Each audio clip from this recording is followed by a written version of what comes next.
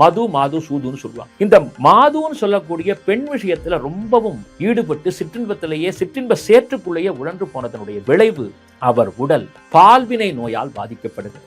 அவருடைய கூட பிறந்த அந்த தமக்கை சொல்றாங்க, அப்பா உனக்கு பெண் தானே வேணும், நானும் பெண் தாப்பானோன்னு அப்படியே துடிச்சு போய் அப்பதான் அவருக்கு ஒரு துளி அளவு ஞானம் சுரக்குது. அப்படியே போறாரு, திருவண்ணாமலை கோபுரத்தை பார்க்கிறாரு. சரி, இனி நமக்கு இந்த உலகத்தில் இருப்பதற்கான அருகதை இல்லை, நம்முடைய ஆயுளை முடித்துக் கொள்வோம்னு அந்த கோபுரத்தினுடைய உச்சிக்கு போய் தன்னை அப்படியே இறைவனுக்கு அர்ப்பணிச்சிடணும், இந்த பாவப்பட்ட உடம்பு போயிடணும் அப்படின்னு சொல்லி நினைச்சு அருணகிரிநாத பெருமான் முருகா அப்படின்னு சொல்லி அப்படியே கீழே குதிக்கிறார். என்ன நடக்குதுன்னு தெரியல. அந்த சமயத்தில் தயாளுவாக விளங்கக்கூடிய முருகப்பெருமான் அருணகிரியை தன்னுடைய இரு கரத்தால் தாங்கி அப்படியே கீழே கொண்டு நிறுத்துறார். முருகா முருகா முருகான்னு தன்னை மறந்து சொல்ல ஆரம்பித்து விடுகிறார். 5 நாட்கள் கழிகிறது. ஒவ்வொரு நாள் நகரும் பொழுதும் அருணகிரிநாதருடைய மேனி எப்படி அழுகி போனதோ பழைய நிலைக்கு வருகிறது. அப்படி முருகன் வேளால் எழுத்து அப்படி இருக்கிறாரு. அருணகிரி, இப்பயாவது நம்புறியா, நீ பாடுங்கிற. அருணகிரிநாதர் பார்க்கிறாரு, நாக்கில் ஏதோ எழுத்து எழுதியிருக்கதா உணர்றாரு. எனக்கு தெரியலையப்பாங்கிறாரு. எப்படி பாடுவேன், எதை வச்சு பாடுவேன், முத்து முத்தா பாடு அப்படின்னு ஒன்னு அருணகிரிநாதருடைய திருவாக்கிலிருந்து முத்தை திரு பத்தி திருநகை அத்திக்கிற சக்தி சரவணன்னு பாட்டு கொட்ட ஆரம்பிக்கிறார்.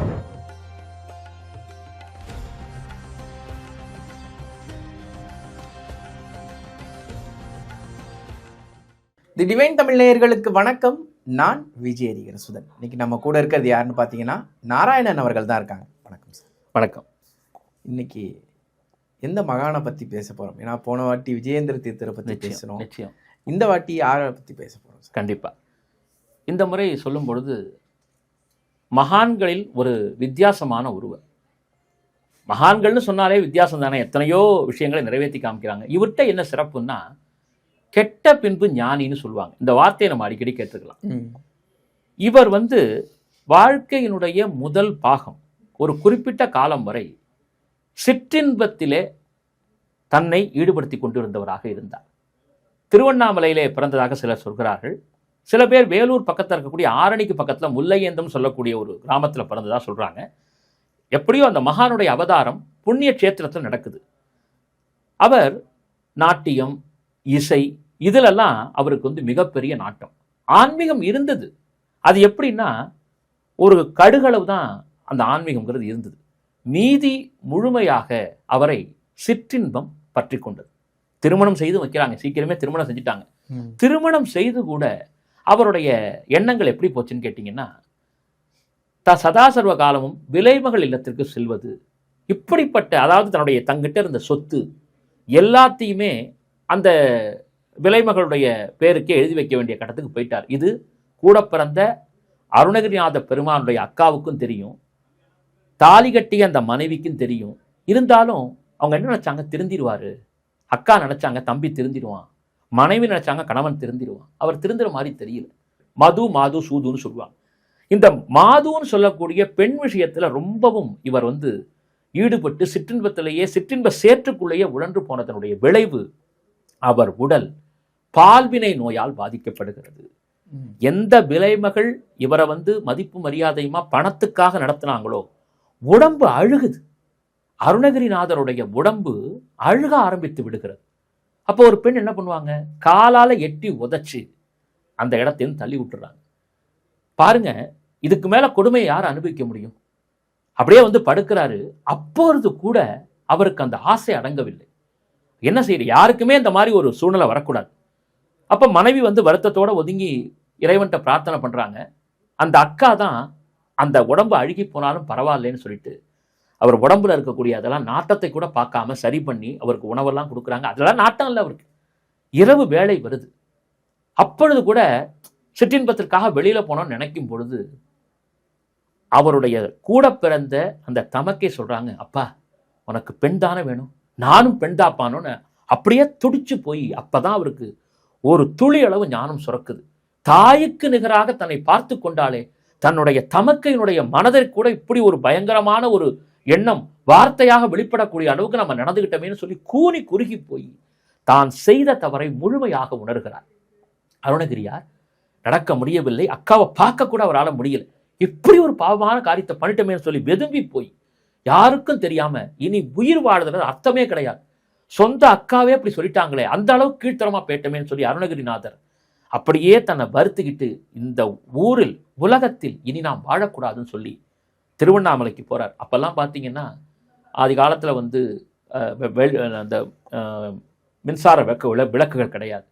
அப்படியே போறாரு, திருவண்ணாமலை கோபுரத்தை பார்க்குறாரு.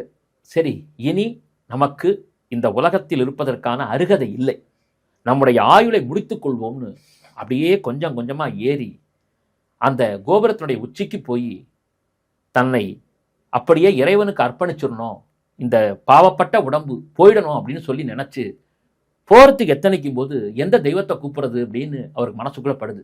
எந்த தெய்வத்தோட பேரை உச்சரிக்கக்கூடிய எனக்கு தகுதி இல்லையே அப்படின்னு அழுதுகிட்டு அப்படி பார்க்கும் பொழுது ஒரு இடத்துல முருகனுடைய வேல் தெரியுது. அதை பார்த்த வண்ணம் அருணகிரிநாத பெருமான் முருகா அப்படின்னு சொல்லி அப்படியே கீழே குதிக்கிறார். என்ன நடக்குதுன்னு தெரியல. அந்த சமயத்தில் தயாளுவாக விளங்கக்கூடிய முருகப்பெருமான் அருணகிரியை தன்னுடைய இரு கரத்தால் தாங்கி அப்படியே கீழே கொண்டு நிறுத்துகிறார். தடுத்தாற் கொண்ட குமரஸ்தலம், நினைத்த முக்தி தரும் அருணாச்சலம் என்று திருவண்ணாமலையை போற்றுகிறார்கள் என்றால் முருகப்பெருமானுக்கு ஆதி அருணாச்சலம்னு பேர். அப்பா சிவபெருமான் தன்னுடைய பக்தர்களுக்காக எப்படிப்பட்ட கைங்கரியத்தையும் ஊழியத்தையும் செய்வார்னா அதுக்கும் மேலா போயிட்டாரு முருகப்பெருமான். உங்களுக்கே தெரியும், பால்வினை நோயால் தாக்கப்பட்டு இறை சிந்தனையே இல்லாமல் இருந்தவர் அழிச்சுக்கிட்டார்னா அந்த உடம்பு அழிக்கப்பட வேண்டியதுதான். அந்த சந்தர்ப்பத்தில் கூட முருகாங்கிற பேர் இவரை காப்பாற்றியது என்றால் முருகனுடைய நாமத்திற்கு எப்படிப்பட்ட வல்லமை இருக்கிறது. அந்த முருகன் தமிழ்கடவுளான எம்பெருமான் எத்தகைய தயாநிதியாக விளங்குகிறான் என்பதற்கு இது இதை விட பெரிய சான்றே கிடையாது. என்ன காரணம்னா தன் தவறை அந்த மனிதர் உணர்ந்து கொண்டார். இனி ஒருபோதும் அந்த தவறை செய்ய மாட்டேன்னு உறுதி எடுக்கிறார். அந்த உறுதி எடுத்த பிறகுதான் திருவண்ணாமலை கோபுரத்திலேருந்து கீழே விடுறார். அப்போ முருகாங்கிற நாம அவரை காப்பாற்றி இறக்கி கொண்டு வருது. அவருக்கு என்ன நடக்குதுன்னே தெரியல, உயிர் போச்சுன்னு நினைக்கிறாரு. அவர் அப்படியே தாங்கி அருணகிரி கண் திறந்து பாருன்னு முருகன் சொன்னோன்னு அப்படியே கண் திறந்து பார்க்குறாரு. பழுத்த சிவப்பழமா நெற்றியில திருநீர் அணிந்து ருத்ராட்சத்தோட ஒரு சின்ன ஒருவர் தன்னை தாங்கி நிற்பதை பார்த்தவுடன் ஏனையா என்னை காப்பாற்றினீர்கள் என்று கேட்கிறார். சிரித்து கொண்டே அருணகிரி சொல்லற சும்மா இரு, இதுதான் அந்த சிவனடியார் திருக்கோலத்தில் வந்த முருகப்பெருமான் சொன்ன முதல் வார்த்தை. அருணகிரி சொல்லற சும்மா இரு. அருணகிரிநாதர் பார்க்கிறார், ஏதோ ஒரு அற்புதம் நடந்திருக்கு. போய் அமர்கிறார், அமைதியாக கண்களை மூடுகிறார். முருகா முருகா முருகா முருகான்னு தன்னை மறந்து சொல்ல ஆரம்பித்து விடுகிறார். 5 நாட்கள் கழிகிறது. ஒவ்வொரு நாள் நகரும் பொழுதும் அருணகிரிநாதருடைய மேனி எப்படி அழுகி போனதோ பழைய நிலைக்கு வருகிறது. ஒரு 15-16 வயது சிறுவன் எப்படி இருப்பான் அந்த மாதிரியான உடம்புலை ஒவ்வொரு நிலையா மாற ஆரம்பிக்குது. 6வது நாள் அவருடைய முகத்தில் இருந்த தழும்புகள், அழுகி போயிருந்த அவயவங்கள் எல்லாம் பழைய நிலைக்கு திரும்பிடுது. அப்படியே ஞானம் கைவரப்பெற்றவரை அமர்றாரு அருணகிரிநாத பெருமான். 6வது நாள் முருகப்பெருமான் குரு ஹோரையில காட்சி கொடுக்கிறார். அருணகிரி எழுந்திருப்பா. முருகனை பார்க்கிறாரு, கண்ணிலேருந்து தார தாரையா கண்ணீர் கொட்டுது. என்னை பற்றி பாடு, சொற்றமிழால் பாடுங்கிறார். பாடுறதா பா, நான் சிற்றின்பத்தில் மூழ்கி இப்படிப்பட்ட ஈன பிறவியா போனாலும் நீ காப்பாத்திருக்க, உன்னை பாடக்கூடிய தகுதி எனக்கு இருக்காப்பான்னு கேட்கிறார். அருணகிரி உன்னால முடியும், நீ பாடு. என்ன பாடுவேன்ப்பா? எதை பாடுவேன்? எனக்கு பாட தெரியாதுப்பா. சரி, உன் நாக்க நீட்டு அப்படின்னு சொன்ன முருகப்பெருமான் எந்த சக்தி வேலை எரிந்து சூரபத்மனை வென்றானோ, எந்த வெற்றி வேலை வீசி துன்முகி பூதத்தை வதைத்தானோ, எந்த முருகவேல் சென்று அந்த கவுஞ்ச மலையை வீழ்த்தியதோ அதே முருகவேல் ஞானவேல் அந்த அருணகிரிநாத பெருமானுடைய நாவிலே பிரணவத்தை எழுதியது. அப்படி முருகன் வேளால் எழுதி அப்படி இருக்கிறாரு. அருணகிரி இப்பயாவது நம்புறியா, நீ பாடுங்கிறார். அருணகிரிநாதர் பார்க்குறாரு, நாக்கில் ஏதோ எழுத்து எழுதியிருக்கதா உணர்றாரு. எனக்கு தெரியலையப்பாங்கிறார். எப்படி பாடுவேன்? எதை வச்சு பாடுவேன்? முத்து முத்தா பாடு அப்படின்னு ஒன்று அருணகிரிநாதருடைய திருவாக்கிலிருந்து முத்தை திரு பத்தி திருநகை அத்திக்கிற சக்தி சரவணன்னு பாட்டு கொட்ட ஆரம்பிக்குது. முருகன் அந்தரத்திலிருந்து பார்க்கிறார். அது முதல் அருணகிரிநாதருடைய வாழ்வு பேரின்பமயமாக அமைந்து விடுகிறது.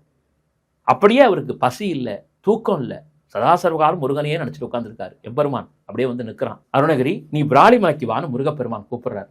உடனடியாக அருணகிரிநாதர், எனக்கு இடமே தெரியாத இருப்பான, நான் சொல்றேன்ப்பா நீ வா. அப்படியே விராலிமலைக்கு அழைச்சிட்டு போறாங்க. எங்கு பார்த்தாலும் இருள் பரவி இருக்கு.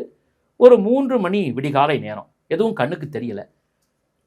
அப்பா நான் யார் போய் பார்ப்பேன், எங்க மலை இருக்கு, எங்க முருகனை பார்ப்பேங்கும் போது, நான் இருக்கிறது உனக்கு தெரியலையான்னு ஒரு சத்தம் வருது. ஒரு வேட்டுவ வடிவம் தரிச்சுக்கிட்டு ஒரு ஆள் வந்து நின்றுக்கிட்டு, உனக்கு ஒவ்வொரு தடவையும் நான் வந்து ஞாபகப்படுத்தணுமா, வா என்னோட அப்படின்னு ஒவ்வொரு தடவையும் வழியை மாற்றி மாற்றி நான் அழைச்சிட்டு வரணும், வா அப்படின்னு ஒரு அதிகார துணியோட அந்த வேடுவன் அழைச்சிட்டு போகிறான்.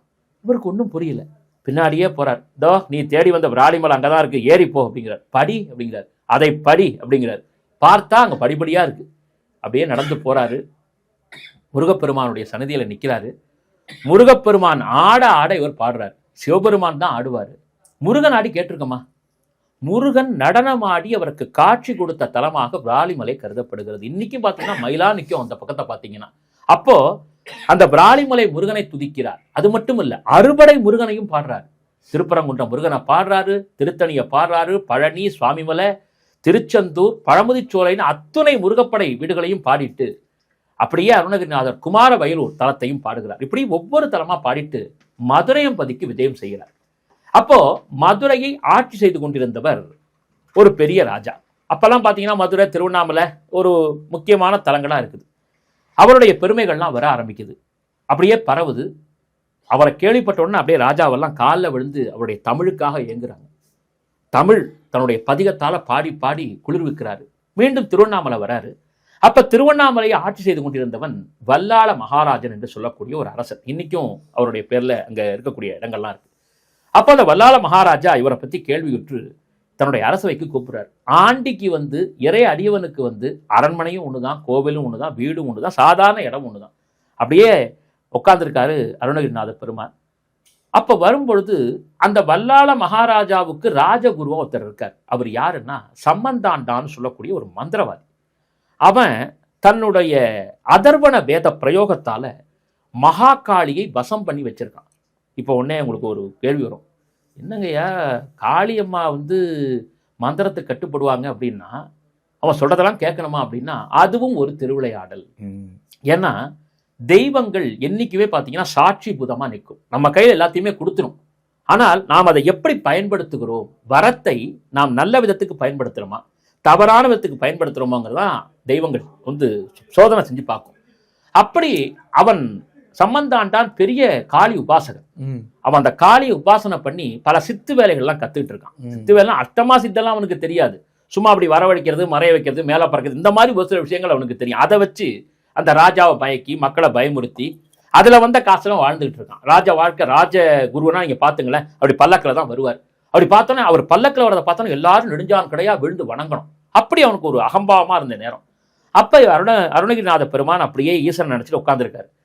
இவருடைய பல்லாக்கு இப்படி குறுக்க போனோன்னே எல்லாரும் தன்னை பத்தி கீழே விழுந்து வணங்குறாங்களே, இது யாரோ ஒரு பரதேசி உட்கார்ந்துருக்கான் ஒரு கும்பல்லையன்னு சொல்லிட்டு இப்படி பார்க்குறாரு. எல்லாரும் என்னை வணங்குறாங்க, நீ மட்டும் அமர்ந்திருக்க அப்படின்னு ஒன்று. அவர் எதுவும் பேசாமல் அமர்ந்ததை பார்த்தோன்னே இவருக்கு இன்னும் ஆத்திரம் தாங்க முடியல. பல்லாக்கை விட்டு இறங்கி, உனக்கு வந்து அறிவு மழுங்கி போச்சுன்னு நினைக்கிறேன். அருணகிரிநாதர் பார்க்குறாரு, அப்பா அறிவு மழுங்கலாம், ஆனால் வாழ்க்கையில் இருக்கக்கூடிய நல்ல குணங்கள் தான்ப்பா மழுங்கக்கூடாதுன்னு ஒரு எடுத்து சொல்கிறார். அப்போ சொல்லும் பொழுது, நான் எப்படிப்பட்டவன் தெரியுமா, மந்திர மாந்திரிகங்களை கற்றவன், என்னை பார்த்தால் உலகமே நடுங்கும், நீ வந்து அவ்வளோ அலட்சியமாக உட்காரியானோன்னு. அப்பா மரியாதைங்கிறது நீ கேட்டு வாங்கக்கூடாதுப்பா, தானாக வரணும் அப்படிங்கிறார். இன்னும் உனக்கு ஆத்திரம் வந்துடுது. உன்னை என்ன பண்ணுறேன் பார், நேரம் வரும்போது உன்னை பார், என் காளி மாதாட்ட சொல்லி உன்னை கசக்கி புடிகிறேன்னு சொல்லி அப்படி தாவி வந்து பல்லாக்கில் ஏறி உட்காரலாம். இவர் அது வரைக்கும் பொறுமையாக இருந்தவர் ஒரு பதிகம் பாடுறார். மதுர கவி தூ அப்படின்னு சொல்லக்கூடியதான ஒரு கவியை ஆரம்பித்தோன்னே, இப்படிப்பட்ட ஒரு கவிஞனாக இருக்கிறவன் அமைதியை கடைபிடிக்கணும், அகம்பாவம் தலை தூக்கி நிற்குதே, இது சரியாதோ அப்படின்னு சொன்னோன்னே அந்த பல்லக்கு 2ஆ உடஞ்சி அவன் கீழே நழுவி கீழே உருண்டு வரான். அப்படியே எல்லா மக்களும் கொல்லுன்னு சிரிக்கிறாங்க. அதில் அவனுக்கு ரொம்ப கோபம் வந்து அன்று இரவு முழுவதும் மகாகாளி கடுமையான ஜபங்களால் பிரார்த்தனை செய்து பிரத்யட்சமாக்கிடுறான். அதை காளி வரா, என்னப்பா சம்பந்தாண்டானே, எதுக்காக என்னை கூப்பிட்டேன், காளி நீ எனக்கு ஒரு உதவி பண்ணணும். என்ன பண்ணணும், அந்த அருணகிரி திருவண்ணாமலை கோவிலில் படுத்திருக்கான், நீ போய் அவனை கொன்னுடு அப்படி. அம்பாள் சொல்றா, அப்பா மகா பக்தன்கிறது உனக்கு தெரியுமா தெரியாதா, அவன் யாரா இருந்தான், என்னை மதிக்கவில்லை, அவன் அழிக்கப்பட வேண்டும். தவறான குணம், அரக்க குணம். சரி, அப்படி நான் அவனை அழிக்க போனேன்னா அவன் காப்பாற்றப்படுவான்னு விதி இருக்கு தெரியுமா? அதெல்லாம் எனக்கு தெரியாது. உன்னால முடியாதுன்னு எதுவுமே கிடையாதுன்னு எனக்கு தெரியும். இத்தனை நாள் உன்னை கூப்பிட்டேன்ல, உனக்குத்தானே இவ்வளவு மந்திரம் சொன்னேன், அதுக்கு நன்றியை காண்பின்னு அம்பாளை, லோகமாதாவை ஒரு வேலைக்காரியை போல ஏவுறான். சரி, ஒருவேளை அது நடக்கலைன்னா அப்புறம் நீ கூப்பிட்டா ஒரு தடவைக்கு அப்புறம் நான் வரமாட்டேன், உன்னுடைய சக்தி அழியக்கூடிய காலம் வந்து விட்டது, நான் சொல்றேன் நீ பண்ணு, நான் அழிஞ்சாலும் பரவாயில்ல, அவன் அழிக்கப்பட வேண்டும். நம்ம ஊர்ல சொல்லுவாங்க பாருங்க, எனக்கு ஒரு கண்ணும் போனாலும் பரவாயில்ல, எதிராளிக்கு 2 கண்ணுன்னு போனோம் நினைச்சவன் தான் சம்பந்தாண்டான். காளி மாதா போறா, சூலத்தை எடுக்கிறா, நடக்க போறது அவளுக்கா தெரியாது. சூலத்தை அப்படி எருக்கும்போது குமார கடவுள் அம்மான்னு அம்மாவுடைய சேலையை பிடிச்சி இழுக்கிறார். அம்மா வாங்கம்மா வாங்கம்மான்னு குழந்தை முருகனை பார்த்தவுடன் அந்த தாய்க்கு வந்து கருணை அப்படியே சொரிய ஆரம்பிச்சிடுது. 2 முறை பார்க்கிறாங்க, அந்த குழந்தை முருகனை தூக்கிட்டு போயிடுறாங்க. விதி அவரால் ஒன்றும் பண்ண முடியல. மறுநாளைக்கு என்னை காளியை என்னை ஏமாத்திட்டியே ஆய்வுன்னு சொல்லிட்டு அப்படி ஒரு ஆவேசமா அம்பாளை வந்து துதிக்கிறான். நான் ஆரம்பத்திலேயே சொன்னேன், மந்திர தந்திரங்கள் அங்கே எடுபடாது, மந்திரம் தானே எடுபடாது, என் தந்திரத்தால் உன்னை பிடிக்கிறேன், ஆனா இது காலம் உனக்கு வந்து 1000 கோடி முறை உன்னை கூப்பிட்டுருப்பேன் இல்லையா, அதனால நீ என்ன பண்ணணும், எனக்கு கடைசியா ஒரு உதவி மட்டும் பண்ணு. என்ன பண்ணணும், நாளைக்கு நான் திருவண்ணாமலையில கோவில்ல நின்றுகிட்டு, அது இன்னைக்கும் இருக்கு சார், வளகாப்பு மண்டபம்னு சொல்லுவாங்க, அந்த மண்டபத்துல அருணகிரிக்கும் எனக்கும் போட்டி வரும். அதுல யார் வந்து சொன்னால் இறைவன் வருகிறான், அருணகிரியா சொல்லுவேன், டே முருகனை கூப்பிடுறான், நான் வந்து கூப்பிடும் பொழுது நீ என்ன பண்ணணும், அந்த முருகன் உன் புள்ள தானே, அவனை போக விடாம மடியில பிடிச்சி அமுக்கி உட்கார வை அப்படின்னு சொன்னோன்னு இந்த அம்பாள் என்ன பண்றா, சரி விதிப்படி நடக்கட்டும், அவ செய்யறேன்னு சொல்லல, செய்ய மாட்டேன்னு சொல்லல, விதிப்படி நடக்கட்டும்னு மறைஞ்சு போயிட்டா. நடக்க போறது அம்மாவுக்கு தெரியும், தர்மம் தானே ஜெயிக்கும் என்னைக்கும், போயிட்டா. இவன் என்ன பண்ணா, அந்த வல்லாள மகாராஜாட்ட போய், இந்த அருணகிரின்னு ஒருத்தனை பிடிச்சிக்கிட்டு அவனை சாமியா வச்சு கும்பிடுறீங்களே, அவன் ஒரு ஏமாற்றுக்காரன், போலி துறவி, அவன் நினைச்சா முருகனையே பார்த்துருவானாமே, எங்க பார்க்கலாம், நான் சவால் விடுறேன், நான் கூப்பிட்டா என்னுடைய அன்னை காளி வந்து நேரா நிற்பா, அருணகிரி கூப்பிட்டா அந்த முருகன் வருவானா அப்படின்னு கிண்டல் பண்றான்.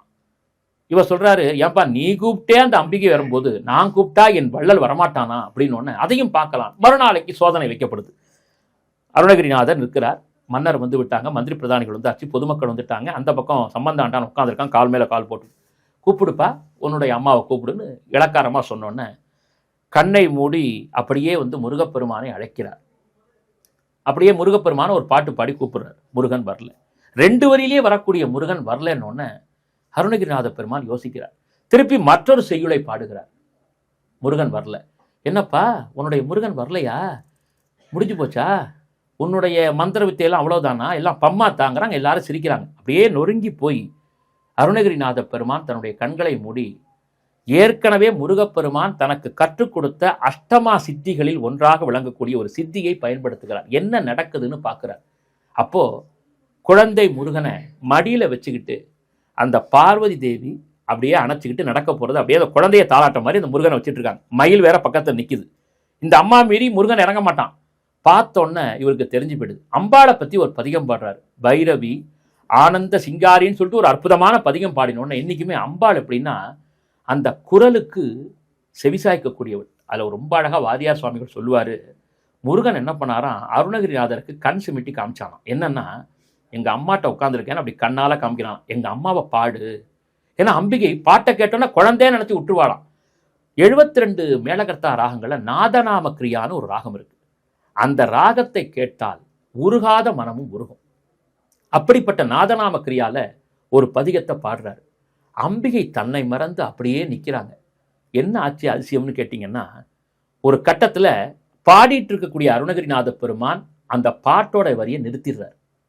அம்பாள் கையில் இருந்த முருகனை நகர்த்திட்டு அப்படியே பூமியை பார்க்குறாங்க. என்னன்னா, அடுத்து என்ன பாட போகிறான், ஏன் நிறுத்திட்டான், அந்த அமுத குரல் கேட்கணுமே அப்படின்னு அம்பாள் பார்க்குறாங்களாம்.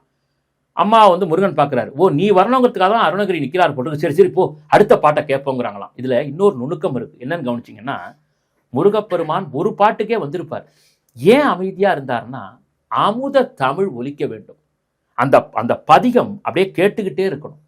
அருணகிரிநாதருடைய பாட்டை கேட்டா சார் இன்னைக்கும் அந்த தமிழினுடைய செழுமையை, வளமையை, மேன்மையை அறிந்து கொள்ளலாம்.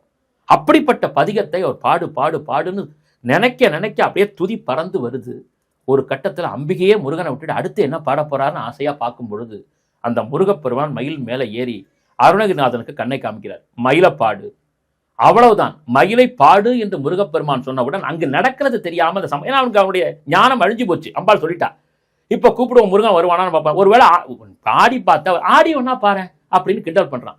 நிச்சயம்தான், மனம் ஆடும் பொழுதுதான் அடங்கும், மயிலாட பாடுகிறேன்னு சொல்லி அருணகிரிநாத பெருமான் அற்புதமாக ஒரு பதிகத்தை பாடுகிறார். அந்த பாடலை பாட ஆரம்பித்தவுடன் அப்படியே முருகன் அந்த மயிலிலே ஏறி பால முருகனா புறப்பட்டு வர்றார். இன்னைக்கு நீங்க பாத்தீங்கன்னா திருவண்ணாமலையில அந்த வளைகாப்பு மண்டபம் சொல்லக்கூடிய இடத்துல 16வது தூணை பிளந்து கொண்டு முருகப்பெருமான் காட்சி கொடுத்த இடம் இன்னைக்கும் திருவண்ணாமலையில இருக்கு. முருகப்பெருமான் வந்தோடனே எல்லாரும் முருகான்னு ஒரு ஆனந்தமான கூக்குரலை எழுப்புறாங்க. இந்த தூண் பிளந்து வந்தோன்னு நரசிம்மாவதாரம் ஞாபகத்துக்கு வரும். பிரகல்லாதன் கூப்பிட்டான்னு அந்த ஒரே ஒரு சின்னஞ்சிறு குழந்தை கூப்பிட்டோன்னு நரசிம்ம பெருமான் தூணை பிளந்து வந்து ஹிரண்யனை கிழிச்சு தூக்கி போட்டார். அது மாமன், இது அவனுடைய மருமகன். அப்ப மாமன் என்ன பண்ணானோ மருமகனும் அதை பண்ணணும் இல்லையா? மாமனுக்கும் 2 மனைவியர், திருமகள் பூமகள். பெருமாளும் கருடன்ல பறப்பார், இவரும் மயில பறப்பார். அவர் பாம்புல படுத்திருப்பாரு, இவர் பாம்புல நர்த்தனம் நாட்டியம் ஆடுவார். அவர் கையில இருக்கிறது வேலு, இவர் கையில இருக்கிறது சக்கரம். இன்னொரு ஒற்றுமை பார்த்தீங்கன்னா மருமகனுக்கும் மருமகனுக்கும் பெருமாள் கையில இருக்கிற சுதர்சன சக்கரம் இருக்கு இல்லையா, அதுவும் ஷட்கோணம், 6 கோணங்கள். ஷட்டுன்னு 6. முருகப்பெருமான் கையில இருக்கக்கூடிய வேலுக்கும் ஷட்கோணம் தான், சரவண பவ. இன்னொரு நுட்பத்தை சொல்லணும் இந்த இடத்துல. உலகத்தில் இருக்கக்கூடிய நாட்டில் இஸ்ரேல்னு ஒரு நாடு இருக்கு. இப்போ நீங்க பார்த்தீங்கன்னா கடுமையான யுத்தம், இப்போதான் வந்து அமைதி உடன்பாட்டுகள்லாம் வந்திருக்காங்க. அந்த நாட்டை யாராலையுமே ஜெயிக்க முடியாது. ஏன் தெரியுமா? அந்த நாட்டுடைய கொடியை பார்த்துருக்கீங்களா? முருகப்பெருமானுடைய 6 கோணங்களை அந்த கொடியில் அமைத்திருப்பார்கள். அந்த ஷட்கோணம் எங்கிருந்தாலும் வெற்றி நிலை பெறும். இப்போ டிவைன் தமிழ் நேயர்கள் முடிவு பண்ணிடுவாங்க, வீட்டுக்கு முன்னாடி அந்த அறுகோண படத்தை வச்சிடணும். இதெல்லாம் ஒரு உண்மை. இதெல்லாம் ஒரு சின்னத்தின் மூலமாக வெற்றியை பிரதிபலித்தல். அரசியல்ங்கிறது வேற. அப்போ முருகப்பெருமான் அந்த 16 தூண் மண்டபத்தை பிளந்து கொண்டு 16வது தூணிலிருந்து வெளில வராராம். 16 செல்வத்தையும் கொடுக்கிறேன்னு வராராம். அப்ப அருணகிரிநாதர் அப்படியே வீழ்ந்து வணங்குகிறார். 100 சூரியர்கள் இறங்கி வந்ததை போன்ற அப்படி ஒரு பிரவாகம் ஒளி காணப்படுது. உங்களுக்கு தெரியும், ஒரு சூரிய ஒளியை நம்மளால நிமிர்ந்து பார்க்க முடியல, கண்ணு கூசுது. அப்ப 100 சூரியர்கள் இறங்கினால் என்ன நீங்க கேட்பீங்க, என்னங்க 1000 கோடி சூரியன்கிறாங்க, நீங்க என்ன கம்மியா சொல்றீங்க? ஏன்னா அவ்வளவுதான் அந்த மக்களால பார்க்க முடியுமா. அது கூட முருகப்பெருமான் தன்னுடைய சக்தியை கொடுத்ததனால் அந்த 100 சூரிய ஒளியை கண்களால் பார்க்கக்கூடிய சக்தியை மக்கள் பெற்றார்களாம், திருவண்ணாமலை மக்கள். ஏன்னா தன்னுடைய அப்பாவோட ஸ்தலம், கூப்பிட்டதோ அருணகிரிநாத பெருமான், நிரூபிக்க வேண்டியதோ பக்தனுடைய மேன்மை. அதுக்காக முருகன் வந்துட்டாராம் மயில்ல. இதை பார்த்த அந்த மன்னனுக்கு கண் கூச ஆரம்பித்து விடுது. ஒரு கட்டத்துல கண் தெரியாமலும் போய்விட்டது. அந்த ராஜா வல்லாள மகாராஜாவுக்கு தெரியாம போயிடுச்சு. இதை சாதகமா எடுத்துட்டு என்ன பண்ணிட்டான் இந்த மந்திரவாதி, இந்த வேணும்னு திட்டம் போட்டு அருணகிரிநாதர் உங்க கண்ணு தெரியாம பண்ணிட்டாரு, முருகனை வர வச்சு அவரையே அனுப்புங்க. அனுப்பி இந்த பாரிஜாதன்னு ஒரு மலர் இருக்கு, ஆமா தேவலோகத்துல இருக்கும், அந்த மலரை தூக்கிட்டு வந்தா அவன் கண்ணு வந்துடும். நான் அதை பத்தி படிச்சிருக்கேன். அப்படியா? அருணகிரிநாதரை போய் கேட்கிறார். பொதுவாக மற்றவங்களுக்குலாம் செய்ய மாட்டார். ஆனால் இப்படி ஒரு நல்ல ஆட்சியை தரக்கூடிய இந்த மன்னனுக்கு, இந்த மக்களுக்கு நல்லது செய்யணும்னு சொல்லிட்டு அருணகிரிநாத பெருமான் அஷ்டமாசித்துல ஒரு சித்து இருக்கு சார், பரகாய பிரவேசம்னு சொல்லுவாங்க, கூடு விட்டு கூடு பாய்தல். அந்த சித்தை பயன்படுத்துகிறார் முருகப்பெருமான். இதெல்லாம் ஓதிடுறார். அருணகிரிநாதன் நினைச்சா என்னவோ பண்ணியிருக்கலாம், ஆனால் தனக்காக அவர் எதையுமே செய்யல. அதனால தான் இன்றும் அவரை நாம் வணங்குகிறோம். திருப்புகழை பாடினார். இன்னைக்கு அந்த புகழால தான் முருகனுக்கு நம்ம வந்து பாடி துதிச்சுட்டு இருக்கோம். அப்போ சுய உடம்புல மனித உடம்பால போக முடியாது. அப்ப அப்படி பார்க்க, நீ கிளி கோபுரம் திருவண்ணாமலையில இருக்கு, அந்த கோபுரத்துக்கு போறாரு, அங்க ஒரு கிளி செத்து கிடக்கு. அதற்குள் தன் உயிரை கிடத்தி தன்னுடைய உடம்பை அப்படியே வச்சுட்டு கிளி ரூபத்துல பறந்து போறார். இதை தெரிஞ்சுக்கிட்ட சம்பந்தான் தான் அருணகிரிநாதருடைய பூத உடலை கொண்டு வந்து பூமியில் ஒரு 6 அடி 7 அடி நிலம் தோண்டி புதைத்து அங்கேயே அதை வந்து சமாதானம் பண்ணிடலாம்.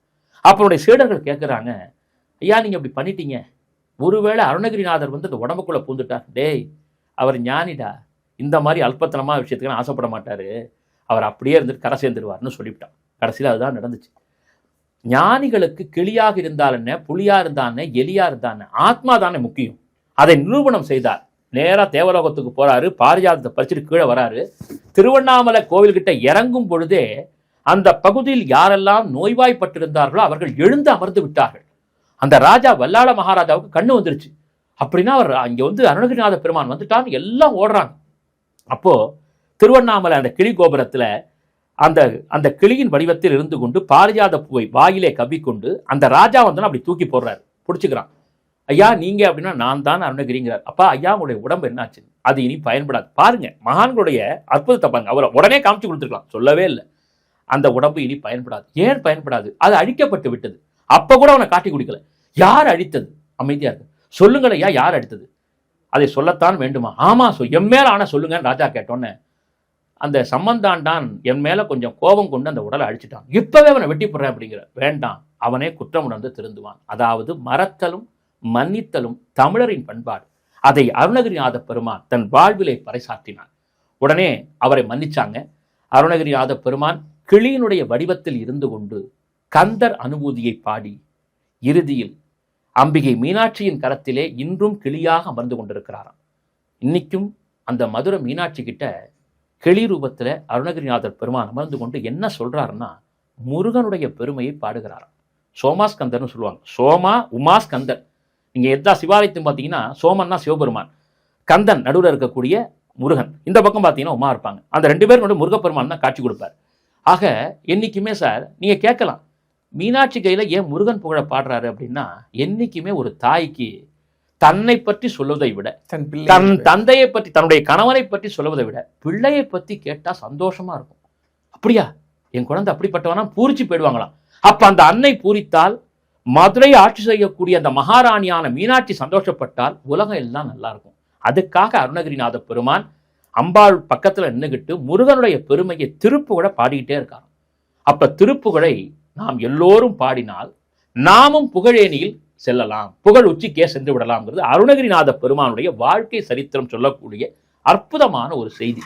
அதனால முக்கியமா இந்த சிறப்பு மிகுந்த நல்ல நாள்ல கந்தசஷ்டி நடக்கக்கூடிய இது மாதிரியான காலகட்டங்கள்ல அருணகிரிநாதருடைய மகிமைகளை பேசும் பொழுதும் அருணகிரிநாதர் அருளி இருக்கக்கூடிய திருப்புகழை பாடும் பொழுதும் நமது வாழ்வு பொலிவு பெறும். அது ரொம்ப முக்கியமா ஒரு செய்தி சொல்லணும்.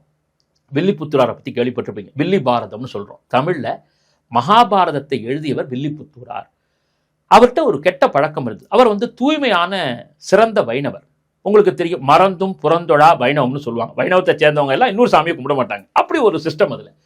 அப்ப அவர் என்ன பண்ணாருன்னு கேட்டீங்கன்னா, தன் இடத்த, அதாவது இவர் மிக பெரும் தமிழ் கற்ற ஒரு பேரறிஞர். அதனால இவர் என்ன பண்ணாரு, ஒரு பெரிய நீண்ட நெடும் சுருள் கத்தி ஒன்று வச்சிருந்தார். அந்த சுருள் கத்தி இப்படி இருக்கும். அந்த கத்தியை கையில வச்சிருப்பாரு.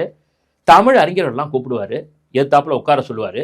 அவங்க காது கிட்ட அந்த சுருள் கத்தி அப்படி வச்சு அதனுடைய பிடியை தான் கையில வச்சிருப்பாரு. இவர் ஒரு பாட்டு பாடுவார், அதுக்கு பதில் சொல்லத்தன அந்த காதை அறுத்துடுவார். இது மாதிரி 18 தமிழ் அறிஞர்களுடைய காதை அறுத்து விட்டார் வில்லிபுத்தூரார். தன்னுடைய தமிழருடைய ஆணவம், தான் தமிழை கத்துட்டு இருக்கோம், தனக்கு நிகரா யாரும் பாட முடியாதுன்னு சொல்லக்கூடிய ஒரு கர்வம் அவர்கிட்ட ஆட்சி பண்ணிட்டு இருந்துச்சு. அப்ப அருணகிரிநாத பெருமான் வந்தோடனே அவரால் பாதிக்கப்பட்ட தமிழறிஞர்கள் சென்று வருந்திய பொழுது இதற்கு முடிவு கட்ட வேண்டும் என்று தான் தீர்மானிக்கிறார். முருகப்பெருமானை நினைக்கிறார். வில்லிபுத்தூராரை சென்று பார்க்கிறாரு. பார்த்தோன்னே, என்ன சுவாமி, ஒரு முதிய தோட்டத்தை சைவ தோட்டத்தை வந்திருக்கீங்களா? இங்கே யார்? அருணகிரின்னு சொல்றாங்க, அதை பத்தி என்ன? ஊருக்கு உங்க பேர் என்னன்னு? உடம்புக்கெல்லாம் பேர் இல்லைங்கிறாரு. அப்படியே ஞானதனமா பேசணும்னா ஒரு உள்ளூர் ஆடி போறாரு. சரி, என்னுடைய விஷயம் தெரியுமா உங்களுக்கு? தெரியுமே, பல பேர் காதை பார்த்தோன்னே தெரிஞ்சுக்கிட்டேன் அப்படின்னு அருணகிரிநாத பெருமான் சொல்றாரு. அப்படின்னா போட்டிக்கு தயாராங்கிறாரு. இறைவனுடைய சித்தம் அதுனா நடக்கட்டும் அப்படிங்கிறாரு. உட்காருங்கிறாரு. உடனே அந்த சுருள் கத்தியை கொண்டு வானோன்னு சுருள் அருவாயை கொண்டு வாங்குறாரு. அப்ப அருணகிரிநாதர் சொல்வார், என்னைக்குமே போட்டினா பொதுவா இருக்கணும், நான் மட்டும் போட்டி போடக்கூடாது, நீங்களும் போடணும். எனக்கும் ஒரு சுருள் கத்தியை கொண்டு வாங்க, உங்க காதை பிடிச்சி நானும் நிறுத்திக்கிறேன். ஒருவேளை நான் சொல்லி என்னுடைய பாட்டுக்கு நீங்களால பதில் சொல்ல முடியலன்னா நீங்க சொன்னக்கூடிய வேலையை நான் பண்றேன், உங்க பாட்டுக்கு என்னால பதில் சொல்ல முடியலன்னா உங்களுடைய பணியை ஆரம்பிங்கன்னு. நான் தோத்ததே இல்லைன்னு, சரித்திரம் எப்படி ஒன்னாலும் மாறலாம் அப்படின்னு ஒன்று. சரி, நியாயம்னு சொன்னா எல்லாம் கைத்தட்டணும்னு அந்த சுருள்கத்தி வருது. ஒரு காதுல இந்த வில்லிபுத்தூராருடைய காதை குறி வச்சு அந்த சுருள்கத்தியை தான் கையில வச்சிருக்காரு. அதே மாதிரி அருணகிரிநாதருடைய காதை குறிக்கோளா வச்சு ஒரு கையில சுருள்கத்தியோட நிற்கிறாரு. எங்க என்னுடைய சந்தக்கவியை பாடட்டுமாங்கிறாரு. உன் சந்தக்கவியெல்லாம் இருக்கட்டும், நான் ஒரு வெண்பா பாடுறேன். வெண்பாவா? வெண்பா பாட போறீங்களா? அந்த அளவுக்கு நான் கேவலப்பட்டேனான்னு கேட்கிறாரு வில்லிபுத்தூரார். சற்று பொறுமையா இருப்பா, அந்த வெண்பாவுக்கு நீ விளக்கம் சொல்லிட்டீன்னா, ஒரே பாட்டு நீ தானே பாடுற, இந்த தடவை நான் பாடுறேன், வெண்பாவுக்கு நீ விளக்கம் சொல்லிட்டீன்னு சொன்னால் நான் பார்த்துக்கிறேன். வெண்பா முடியாது, சரி அந்தாதி பாடுறேன். அந்தாதியா? சரி பாடுங்க. அந்தாதியை நான் பாடி முடிச்சோன்னா அதுக்கு நீ விளக்கம் சொல்லணும். பாருங்க. திதித்தித்த தாதை திதித்தித்தன்னு ஒரு பாட்டை ஆரம்பிக்கிறார் அந்தாதியில. தாதித்த தித்தித், அந்த பாட்டை கேட்டிங்கன்னா இது வித்தியாசமா இருக்கும். இப்பயும் பார்த்தீங்கன்னா தமிழ் பாடத்துல எத்தனாவது வகுப்பு பாடம்னு தெரியல, அது ஒரு பாட்டாவே வச்சிருக்காங்க. கிடுகிடுன்னு பாடி முடிச்சோன்னே அவர் பாட பாட இவருடைய கை நடுங்க ஆரம்பித்து விடுகிறது, வில்லிபுத்தூராருடைய கை. அப்படியே அந்த கத்தியை கீழே போட்டு, நான் செய்தது தவறு, இந்த ஒரு வார்த்தை பாட்டு இல்ல, ஒரு எழுத்துக்கு கூட என்னால் பதில் சொல்ல முடியாது, நீங்கள் வென்று விட்டீர்னு சொல்லி என் காதை அறுத்துங்கிறார். அப்பதான் அருணகிரிநாத பெருமான் சொல்றாரு, அப்படி இல்லப்பா, இது போன்ற செயல் தவறுன்னு சொல்லி காமிக்கத்தான் வந்தேன், நீ பாரதம் பாட வேண்டியவன், இன்னும் நிறைய கைங்கரியங்கள் செய்யணும், சைவம் வைஷ்ணவம்னு பேதம் வேண்டாம்ப்பா, எல்லாம் ஒத்தந்தான், அதனால உன்னுடைய குழப்பங்களுக்கு இடம் கொடுக்காக, அடுத்தவரை உன்னுடைய செயல்களால் அடுத்தவனுக்கு எந்த அநீதியும் பண்ணாத, தமிழை சொல்லி நீ அநீதி பண்ணாதேன்னு சொல்லிட்டு ஆசீர்வாதம் பண்றாரு. அப்பன்னா அதுக்கு பதில் சொல்லுங்கன்னு திதித்தித்த தாதைங்கிறதுக்கான விளக்கத்தை கொடுக்கிறாரு. 4 முகம் படைத்த பிரமனும் 5 முகம் கொண்ட சிவனும் அவர்களால் தொழ முடியாத முருகப்பெருமானுடைய அருள் பெற்றவன் யாராக இருப்பினும் அவன் வாழ்வில் வெல்வானதுக்கு அர்த்தம்னு அப்படியே நெடுஞ்சான் கடையா விழுந்து வணங்குறாரு. என்னையும் சீடனாக ஏற்றுக்கொள்ளுங்கள், இல்லப்பா உன் சமூகம் உன் சமயத்தின்படி சமயத்தொண்டு நீ செய்யணும், தமிழ் உன் மூலமா பரப்பணும்னு சொல்லி என்னுடைய தமிழார்ந்த என் இறைவனுடைய ஆசீர்வாதத்தை தருகிறேன்னு சொல்லிட்டு ஆசீர்வாதம் பண்ணிட்டு போயிடுறார். எதற்கு சொல்கிறேன், அருணகிரிநாத பெருமானுடைய ஒவ்வொரு பதிகங்களும் அவருடைய பாடல்களும் அவருடைய வாழ்க்கை முறையும் இக்கால தமிழர்களுக்கும் உலகத்தில் உள்ள அனைவருக்கும் ஒரு பாடம்னு சொல்லலாம். கெட்டுப்போனவத்த ஞானியாக முடியுமா? தவறு செய்வது இயற்கை, ஆனால் அதை திருத்தி கொண்டு மீண்டும் அந்த தவறை செய்யாமல் இருந்தால் அவன் வாழ்வில் இறையருள் பெறலாம் என்பதற்கு அருணகிரிநாத பெருமானுடைய வாழ்க்கை சரித்திரமே ஒரு உண்மையான சான்று என்பதை சொல்லிக்கொண்டு, அந்த அருணகிரிநாத பெருமான் அருளிய திருப்புகழை பாடுவோம், கந்தர் அனுபூதியை பாடுவோம். அதன் மூலம் சந்தக்கவியால் கந்தனை பாடி நம் சொந்த கடவுளாக்கிய அருணகிரிநாத பெருமானை வணங்கி பார்த்து கொண்டிருக்கக்கூடிய நமது டிவைன் தமிழ் நேயர்கள் அனைவருக்கும் என்னுடைய நன்றியை உரித்தாக்கி கொண்டு மீண்டும் ஒரு இனிய நிகழ்ச்சியிலே சந்திக்கிறேன். நன்றி, வணக்கம். உங்களோட நேரத்திற்கும் உங்களுடைய வார்த்தைகளுக்கும் நன்றி சார். நன்றி.